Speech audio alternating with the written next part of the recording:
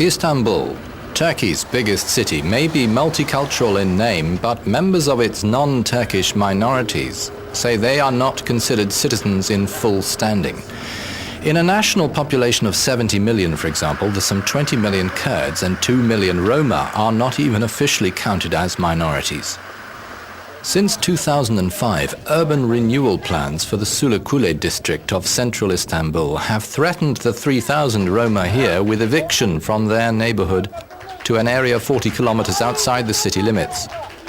A European Parliament member with the Green Party agrees with the planners that something must be done, but he warns against committing the same errors committed in various parts of Europe. What I'm afraid of when I listen to the people of Sulukule and also to the mayor is that Sulukule and the Fatih authorities are making the same mistake as, for instance, the authorities in my country, in the Netherlands, in Amsterdam and in Rotterdam did in the 70s. That is, if they want to renew a neighborhood, they totally destroy it, they build new buildings for the people can't live there, so they also destroy the social fabric. The local Solidarity Association says the rent on the proposed replacement housing would be more than most of the residents could ever dream of paying. A recent town hall study found 3/4 of them have no job, a third of them can't read, and a third have no more than primary school education. They're on prime development land, since their forefathers settled here 1,000 years ago. The city grew around them. The local mayor has invited the press and the Solidarity Association to discuss the problems. The Roma are socially marginalized, not only in Turkey, but also in many EU countries. Turkey officially recognizes 3 minorities, the Greeks, the Jews, and the some 50,000 Armenians. Their position is particularly strained over Ankara's refusal to acknowledge the 1915 Armenian massacre, although the government has taken steps to restitute churches and other confiscated property.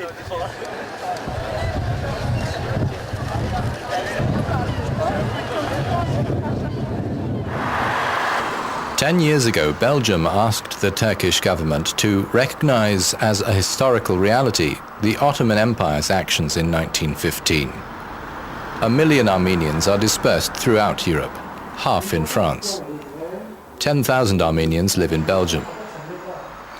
The Euro-Armenian Federation for Justice and Democracy is based in Brussels. Its executive director says Armenians in Turkey are far from enjoying equal status before the law. They suffer in the same way as all the citizens of Turkey do from its lack of democracy. But not only that, their social and cultural rights as a minority are severely curtailed.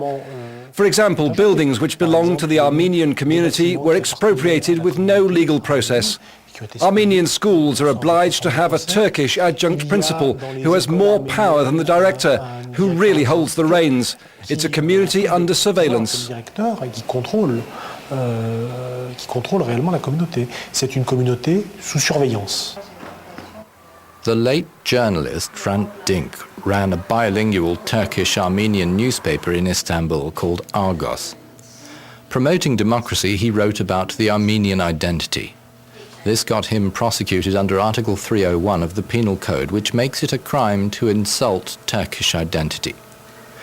He appealed a conviction carrying a 6-month suspended prison sentence, turning to the European Court of Human Rights. But before the case was taken up, he was murdered a year ago by an ultranationalist outside his office. Responding to criticism about 301, Prime Minister Recep Tayyip Erdogan himself has acknowledged it as among the reforms needed if Turkey is to continue to build towards membership in the EU. 301 came into effect in 2005, preceding the opening of the accession negotiations. A key representative in Brussels speaks frankly about it. It's an anachronical law formulated in the logic of the Cold War, and it is really ridiculous for that law to be in place now. Turkey already adopted several laws. This is why the European Commission already qualified Turkey as a country fulfilling sufficiently European Union's democratic criteria. But there are some deficits. Some parts of the law should be enhanced, and also we need a better implementation for some other parts. It will take time, but not too long, because Turkey is now in the process of EU membership. We have a society committed to that target, and we know that as long as Turkey will not fulfill completely this democratic criteria of the European Union, there will be no membership. Turkish journalist Doğan Özgüren has also fallen afoul of Article 301 for criticizing Turkey's powerful military.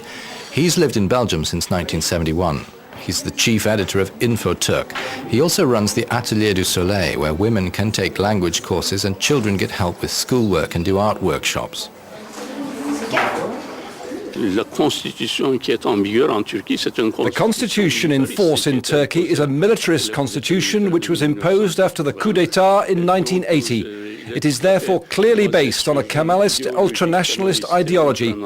Furthermore, it denies the people many fundamental rights, whether from ethnic or religious minorities. That is why we've always demanded a modification of this constitution in its entirety.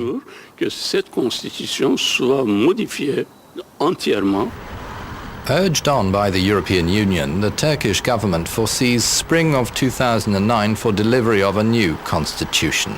Europe hopes the text will treat minorities properly.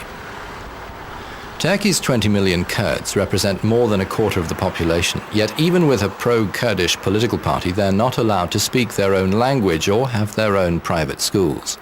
Pressure from Brussels has helped. For a couple of years, 2 private television stations and 1 radio station have been authorized to broadcast some programs in Kurdish. The head of the Kurdish Institute in Brussels would welcome more firmness from Europe. Turkey must accept European rules and standards.